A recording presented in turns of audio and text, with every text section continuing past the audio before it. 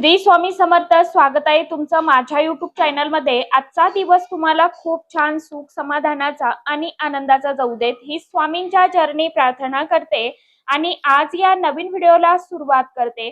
तर बघा मित्रमैत्रिणींनो, 15 जून या जून महिन्यात येत आहे अतिशय पावन, दुर्मिळ आणि अतिशय अत्यंत पवित्र अशी सोमवती अमावस्या. हा दिवस काही साधा सुद्धा नाही किंवा सामान्य दिवस नाही, कारण की बघा शास्त्रामध्ये या तिथीला पर्वणी मानले गेले आहे. या एका विशेष दिवशी केलेले अगदी साधे, छोटे, सोपे घरगुती उपाय त्या व्यक्तीच्या आयुष्यातील सर्व प्रकारचे मोठे अडचणी, अडथळे हे कमी करत असतात. घरातील वर्षानुवर्ष साचलेली नकारात्मक ऊर्जा जी आहे तर ती कायमची बाहेर काढतात आणि पितृदोष, वाईट नजर, त्याचप्रमाणे नजर बाधा किंवा इतर ग्रहांच्या दोषामुळे येणारे जीवनातील सर्व त्रास पूर्णपणे नाहीसे होतात. बघा, मी तुम्हाला आज तो खास करून विशेष प्रभावशाली उपाय सांगणार आहे. तो जर तुम्ही मनापासून आणि पूर्ण विश्वासाने, श्रद्धेने केला तर तुमच्या घराण्याचा जो कितीही 7 पिढ्यांचा जो काय प्रखर पितृदोष असेल तर तो कायमचा दूर होईल, हे मी तुम्हाला सांगते. बघा, हा उपाय पूर्ण श्रद्धेने केल्यावरती घरातील सततची वादविवाद, पैशाची होणारी चणचण, व्यवसाय आणि नोकरीमध्ये येणारे नवीन अडथळे, मुलांची प्रगती न होणे किंवा मग अभ्यासामध्ये लक्ष न लागणे, अशा अनेक गोष्टीमध्ये तुम्हाला स्वतःला सकारात्मक बदल जाणवायला सुरुवात होईल. मंडळी, ही गुप्त आणि अत्यंत मोलाची माहिती तुम्हाला मी आजच्या व्हिडिओमध्ये सांगणार आहे. आपल्याला या सोमवती अमावस्येच्या दिवशी आपल्याला फक्त कुत्र्याला एक वस्तू जी आहे तर ती खाऊ घालायची आहे. आता ही वस्तू कोणती असणार आहे, कशा पद्धतीने खाऊ घालायची आहे, हे देखील व्हिडिओमध्ये मी समोर शेअर करणारच आहे. परंतु तुम्ही हा व्हिडिओ पहिल्यांदा ही वस्तू कोणत्या वेळेमध्ये खाऊ घालायची आहे, कशा पद्धतीने खाऊ घालायची आहे, आपल्याला कुत्र्याला सोमवती अमावस्येच्या दिवशी एक वस्तू जी आहे तर ती खाऊ घालायची आहे. आता ही वस्तू कोणत्या वेळेमध्ये खाऊ घालायची आहे, ही वस्तू कोणती असणार आहे, याविषयीची संपूर्ण माहिती आजच्या या नवीन व्हिडिओमध्ये मी तुमच्या बरोबर शेअर करणार आहे. त्यामुळे तुम्ही हा व्हिडिओ स्किप न करता शेवटपर्यंत नक्की बघा. चॅनल वरती तुम्ही जर हा व्हिडिओ पहिल्यांदा बघत असाल तर चॅनलला आवर्जून सबस्क्राईब करा आणि असेच नवनवीन माहितीपूर्ण व्हिडिओ बघण्यासाठी समोरील बेल आयकॉनलाही प्रेस करा. त्यामुळे काय होईल, जेव्हा कधी मी नवीन व्हिडिओ अपलोड करेल तर सर्वात अगोदर त्याचं नोटिफिकेशन तुम्हाला मिळेल आणि तुम्ही एकही व्हिडिओ मिस करणार नाही. कमेंट बॉक्समध्ये हर हर महादेव हा मंत्र सर्वांनी आवर्जून लिहा. बघा, ही सोमवती अमावस्या जी आहे तर ती भगवान देवादिदेव महादेव आणि माता पार्वतीला देखील समर्पित मानली जाते. अमावस्या तिथी ही आपल्या पितरांच्या सेवेसाठी देखील तितकीच पुण्याची आणि फलदायी मानली जाते. म्हणूनच आपल्याला या अमावस्येच्या दिवशी घरामध्ये आवर्जून काही सेवा उपाय देखील करायचे आहे. कारण की बघा, आजकाल आपण बघतो की लोकांच्या आयुष्यात एक ना एक समस्या सतत सुरूच असतात. काहींच्या घरामध्ये विनाकारण छोट्या छोट्या गोष्टींवरनं भांडणे होतात, वादविवाद होतात, तर काहींच्या घरात पैसा येतो परंतु तो टिकून राहत नाही. काही ना कोणत्या कारणाने तो खर्च होऊन जातो. उन्हामध्ये लोक खूप कष्ट, मेहनत करतात, राबतात, दिवस रात्र कष्ट करतात, परंतु त्यांना नशिबाची साथ मिळत नाही, हे यश मिळत नाही. काही मुलं अभ्यासात अजिबात लक्ष देत नाही, तर काहींची लग्न जुळण्यात खूप अडचणी येतात, काहींच्या व्यवसायामध्ये सतत काही ना काही नुकसान होत राहतं.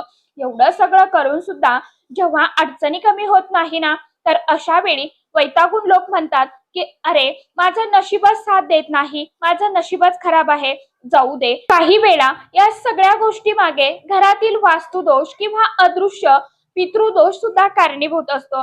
म्हणूनच या सोमवती अमावस्येच्या दिवशी खास करून काही विशेष उपाय केले जातात. विशेष करून कुत्र्याला अन्न देण्याला खास महत्त्व दिले गेले आहे.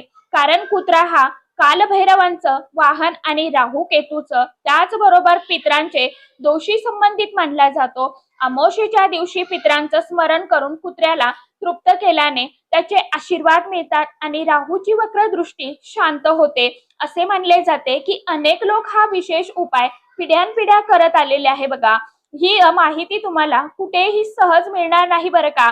आता तुम्ही कधी शांतपणे विचार केला आहे का की काही लोकांच्या घरात बघा सगळं काही असूनही पैसा अडका असूनही अजिबात शांती नसते, बँक बॅलन्स असतो परंतु मनामध्ये आनंद नसतो, मुलं सगळी समोर असतात परंतु ती मोठ्यांचं ऐकत नाहीत, घरात सतत एकच प्रकारचा मानसिक ताण तणाव असतो, काही ना काही कारणाने घरामध्ये खर्च देखील वाढत असतो, आजार पण येत असतात, मग माणूस मानसिकरित्या पूर्णपणे थकून जातो. आजकालच्या जगात प्रत्येक माणूस बाहेरून हसतमुख असला तरी तो आतून चिंतेने खूप थकलेला असतो. मंडळी, कुणालाही पैशाची चिंता सतावत आहे, तर कुणाला मुलांच्या भविष्याची चिंता लागलेली आहे, तर कुणाला स्वतःच्या संसाराची चिंता आहे. म्हणूनच असे पावन आणि पवित्र दिवस माणसाला मानसिक आधार देत असतात, मनाला एक नवीन सकारात्मक ऊर्जा देतात. अनेक लोक हा अमावस्येचा दिवस साधा समजून याकडे दुर्लक्ष करतात, परंतु या दिवसाचं महत्व अध्यात्मामध्ये खूप मोठा आहे. हा दुर्मिळ योग पुढील अनेक वर्ष सहज येणार नाही, त्यामुळे हा दिवस आपल्याला चुकून अजिबात देखील वाया जाऊन द्यायचा नाही. अनेक लोकांना मनात नेहमी एक प्रश्न पडतो, ताई आमच्या घरात सगळी माणसं जिवंत आहेत, मग आमच्या पाठीशी पितृदोष कसा असू शकतो? बघा, पितृदोष फक्त आई वडील नसल्यावरच लागतो असं नाही बरं का. आपल्या आधीच्या अनेक पिढ्यांशी पूर्वजांशी त्यांचा थेट संबंध असतो. काही वेळा पूर्वजांच्या राहिलेल्या अधुऱ्या अपूर्ण इच्छा, त्यांच्याकडून झालेल्या काही चुका किंवा त्यांची योग्य वेळी स्मरण न होणे यामुळे बघा त्यांच्या पुढच्या पिढ्यांना घरामध्ये काही अडचणी निर्माण होतात. तसं बघायला गेलं तर पितृदोष हा 7 पिढ्या 3 पिढ्यांचा लागत असतो. म्हणून मला असे मानले जाते की तुम्ही स्वतः हा समाजात पाहिलं असेल, काही लोक खूप कष्ट करतात, दिवस रात्र मेहनत करतात, रक्ताचं पाणी करतात, परंतु तरी देखील त्यांच्याकडे पैसा टिकत नाही. घरामध्ये सतत वादविवाद तणाव असतो, सकाळपासून ते रात्रीपर्यंत काही ना काही कारणाने वाद होत असतात. एखादी गोष्ट, अगदी छोटीशी गोष्ट सुद्धा मोठ्या भांडणामध्ये बदलते आणि मग हळूहळू घरातील आनंद हसू सगळं काही कमी व्हायला लागतं. अशा वेळी लोक घाबरतात आणि म्हणतात कुणाची तरी वाईट नजर लागलेली आहे किंवा कुणीतरी बघा काहीतरी करणेबाधा केलेली आहे. परंतु प्रत्येक वेळेस तसं असतं असं नाही बरं का. काही वेळा घरातील नकारात्मक ऊर्जा, माणसांचा सततचा राग, तणाव आणि पितरांची नाराजगी यामुळे सुद्धा घरात असं वातावरण तयार होत असतं. बघा, म्हणूनच जून महिन्यात आलेली ही सोमवती अमावस्या आपल्यासाठी खूप खास आणि महत्वाची आहे. या विशेष दिवशी तुम्हाला सकाळी नेहमीपेक्षा लवकर उठायचं आहे. शक्य असेल तर ब्रह्ममुहूर्तावरती उठण्याचा प्रयत्न करा. सूर्योदयाच्या आधी उठून स्नान करायचं आहे. त्यानंतर आपल्या घरातील आपलं घर अंगण जे आहे तर ते स्वच्छ करायचं आहे. घरातील देवपूजा अगदी आपल्याला नित्यसेवा जी आहे तर ती शांत मनाने करायची आहे. आज मी तुम्हाला जो उपाय सांगणार आहे तो बघा, उपाय जो आहे खूप साधा आहे, घरगुती आहे आणि कुणालाही सहज करता येईल असा उपाय आहे. यासाठी तुम्हाला कुठलाही कोणताही मोठा खर्च करण्याची गरज नाहीये. बघा, या उपायासाठी तुम्हाला तुमच्या स्वयंपाकघरामध्ये पहिली जी भाकरी किंवा चपाती बनेल ती बाजूला काढायची आहे. बघा, आपण पहिली भाकरी किंवा चपाती सर्वात उत्तम मानली जाते. हा महाप्रसाद बघा बनवताना तुमच्या मनात कोणतीही घाई गडबड, राग चिडचिडपणा किंवा तुम्ही रडत असलेले नसावे. अत्यंत प्रेमाने, शांत मनाने आणि आपल्या कुलदेवतेचं किंवा स्वामींचं स्मरण करत ही भाकरी तयार करायची आहे. तूप आणि तीळ लावायचे आहे. बघा मंडळी, तुम्ही लक्ष देऊ नका. यानंतर ही भाकरी एका स्वच्छ ताटामध्ये किंवा प्लेटमध्ये काढून घ्यायची आहे. कोमट असताना त्यावरती थोडंसं गाईचं तुपाचं बोट जे आहे तर ते तुम्हाला लावायचं आहे.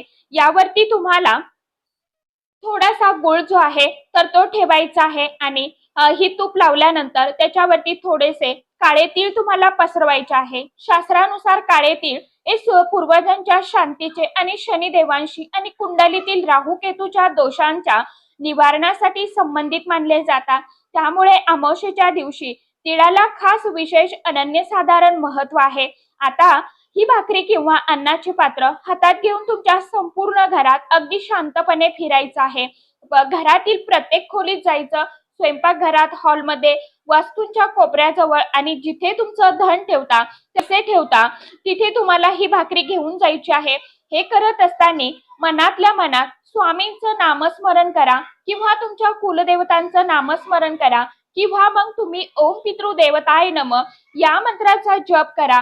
आणि लोक विचारतात की ताई हे का करायचं? कारण असं मानलं जातं की घरातील नकारात्मक ऊर्जा, वाईट ऊर्जा, वास्तुदोष आणि पितृदोषामुळे निर्माण झालेले अदृश्य अडथळे कमी करण्यासाठी हा उपाय खूप उपयोगी आणि तितकाच प्रभावशाली मानला जातो। विशेष करून अमावस्या तिथीला हा उपाय केल्याने त्याचे महत्व दुपटीने वाढतं।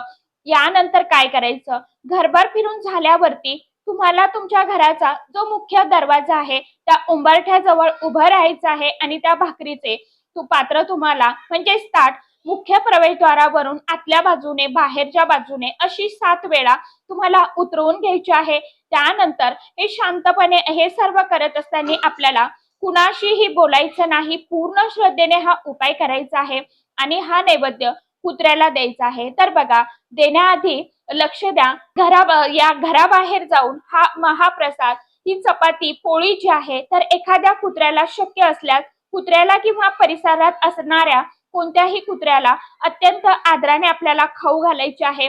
कुत्रा लगेच समोर आला नाही तर अजिबात घाबरायचं नाही, चिंता करायची नाही। आणि हे जे चपाती आहे, पोळी आहे, तर स्वच्छ झाडाच्या मुळाशी तुम्हाला तिथे खाली पान किंवा पत्रवाळी कागद ठेवायचा आहे। त्यावरती ही पोळी जी आहे, चपाती जी आहे तर ती कुत्र्यासाठी ठेवायची आहे। अनेक लोक हा उपाय श्रद्धेने करतात। विशेष म्हणजे हा उपाय करण्यासाठी मोठा कुठलाही खर्च लागत नाही, पण योग्य वेळ, तिथी, तुमची योग्य पद्धत खूप महत्वाची आहे। परंतु लक्षात घ्या, कोणताही उपाय हा मनापासून आणि पूर्ण विश्वासाने केला तरच त्याचं फळ जे आहे तर ते प्राप्त होत असतं। आपण फक्त भीतीपोटी किंवा मनात लोभ ठेवून केलेल्या गोष्टींचा कधीही उपयोग होत नाही।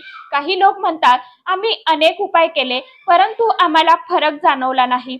पण बघा, प्रत्येक गोष्टीला वेळ लागतो। जसं आपण जमिनीला बी पेरल्यानंतर, लावल्यानंतर लगेचच दुसऱ्या दिवशी आपल्याला झाड उगवलेलं दिसतं का? तर नाही ना, त्याला वेळ द्यावा लागतो। त्याचप्रमाणे उपायांचं फळ सुद्धा तुमची श्रद्धा, संयम, तुमच्या सकारात्मकतेने मिळत असतं। त्यामुळे कोणताही उपाय करताना मनात कोणतीही शंका किंवा संशय ठेवू नका। या पावन दिवशी शक्य असेल तर संध्याकाळी देवादिदेव महादेवांचं दर्शन घ्या। मंदिरात जाऊ शकत नसाल तर मग घरीच बघा, काही हरकत नाही। आपल्या देवघरामध्ये शिवलिंग असतं तर विधिवत पूजन करा। देवादिदेव महादेवांना प्रिय असणाऱ्या वस्तू ह्या अर्पण करा। त्याचप्रमाणे उंबरठ्याजवळ, तुळशीजवळ तेलाचा तुपाचा दिवा लावा। यानंतर काय करायचं आहे? नामस्मरण करायचं आहे। आपल्या स्वामींचं नामस्मरण करायचं आहे, कुलदेवतेचं नामस्मरण करायचं आहे। तुम्ही जे काय करत असाल त्यांचं नामस्मरण करा। बघा, यानंतर शांत बसा, मनातील सर्व भीती ही ईश्वरांच्या चरणी अर्पण करा। या दिवशी आपल्याला करायचे आहे एक महत्वाचा, आणि कुणाचंही मन दुखवू नका। विनाकारण कुणासोबत भांडण वादविवाद होणार नाही याची काळजी घ्या। कुणाशीही खोटं बोलू नका। या दिवशी अमावस्या असल्यामुळे स्वतःला शांत ठेवणं, मनावर संयम ठेवणं खूप महत्वाचं आहे। या दिवशी माणसाने केलेले चांगले किंवा वाईट कर्म त्याच्या आयुष्यावरती थेट परिणाम करत असतात। गरिबांना, गरजूंना अन्नदान, वस्त्रदान करणं, वृद्ध व्यक्तींचा आदर करणं या गोष्टी सुद्धा या दिवशी खूप शुभ मानल्या जातात। पूर्ण श्रद्धेने हा छोटासा उपाय करा। आणखीन एक महत्वाची गोष्ट, हा उपाय करताना मनात कुणाबद्दलही राग, द्वेष, मत्सर किंवा राग ठेवू नका। कारण नकारात्मक विचारामुळे सुद्धा आपल्या घरातील वातावरण बिघडत असतं, उपायांचं फळ नष्ट होतं। म्हणूनच या दिव्य शक्ती तितकं शांत राहा, देवांचं नामस्मरण करा, घरातील मोठ्यांचा आशीर्वाद घ्या। काही लोक उपाय केल्यानंतर लगेचच परिणाम शोधतात, पण खरं बघायला गेलं तर अनेक वेळा बदल हा हळूहळूच झालेला जाणवायला सुरुवात होत असते, नाही का? घरातील वातावरण बदलतं, मन शांत वाटतं आणि कामामध्ये अडथळे कमी होतात। या दिवशी घरातील वातावरण आनंदी आणि शांत ठेवणं खूप गरजेचं आहे। शक्य असेल तर सकाळपासून टीव्हीवरती मोठ्या आवाजामध्ये स्तोत्र मंत्र लावा। आणि या दिवशी तुमचं मन जितकं शांत राहील, जितकं तुम्ही भक्तीमध्ये लीन व्हाल, तितकं तुम्हाला सकारात्मक ऊर्जा वाढेल असे मानले जाते। की घराच्या मुख्य दरवाजात देवघर, स्वयंपाकघर हे नेहमी स्वच्छ ठेवा। कारण जिथे स्वच्छता, शांतता असते तिथे माता लक्ष्मी ह्या स्वतःवरून प्रवेश करत असतात। सकारात्मकता असते, तिथे चांगली ऊर्जा आणि माता लक्ष्मी टिकते असे देखील म्हटले जाते. उपाय करताना मनात कोणतेही नकारात्मक विचार येऊन देऊ नका. सतत रागराग, चिडचिडपणा किंवा संशय घेऊन उपाय करू नका. नेहमी लक्षात घ्या, कोणताही उपाय किंवा छोटा मोठा तोडगा हा पूर्ण श्रद्धेने, विश्वासाने केला, त्यामुळे दुसऱ्यांना घाबरवण्यासाठी किंवा मनात भीती घालवण्यासाठी अशा गोष्टींचा वापर करू नका. अनेक प्रकारच्या गोष्टी सांगितल्या जातात. हे केलं नाही तर तुझं नुकसान होईल, तो उपाय केला केला नाही तर घरावरती मोठं संकट येईल, अशा प्रकारची भीती लोकांच्या मनात निर्माण केली जाते. परंतु देव आणि आपली श्रद्धा ही भीतीसाठी नसते. बघा, श्रद्धा माणसाला संकटात आधार देण्यासाठी असते, मनाला लढण्याची शक्ती देण्यासाठी असते. आणि ही भाकरी तुम्ही कुत्र्याला देण्याचा उपाय सुद्धा शांत आणि पूर्ण मनापासून विश्वासाने करायचा आहे. जेव्हा मनापासून प्रार्थना करतो, त्यावेळी देवाचं नाव घेतो, घरातील लोकांशी प्रेमाने आणि आदराने वागतो, गरजूंना मदत करतो, त्यावेळी त्यांच्या आयुष्यात सकारात्मक बदल व्हायला सुरुवात होते. यामुळे फक्त उपाय करून थांबू नका. तुमचं वागणं, बोलणं, तुमचे विचार देखील सकारात्मक ठेवा, चांगले ठेवा. या दिवशी शक्य असेल तर काही वेळ शांत बसा, एकांतात बसा आणि तुम्ही ज्या कोणत्या गुरूंना मानता त्या गुरूंचं ध्यान करा. त्याचप्रमाणे तुम्हाला आता ही चपाती खाऊ घालणं जर शक्य नसेल तर मग अशा वेळी तुम्ही ब्रेड, बिस्किट जे आहेत तर ते देखील कुत्र्याला खाऊ घालू शकता. परंतु हा चपातीचा उपाय तुम्हाला आवर्जून करायचाच आहे. सांगितल्याप्रमाणे ही वस्तू तुम्हाला कुत्र्याला आवर्जून सोमवती अमावस्येच्या दिवशी खाऊ घालायचीच आहे. आशा करते व्हिडिओमध्ये सांगितल्याप्रमाणे माहिती तुम्हाला समजलीच असेल. ज्यांना काही समजलं नसेल त्यांनी कमेंट बॉक्समध्ये विचारू शकता.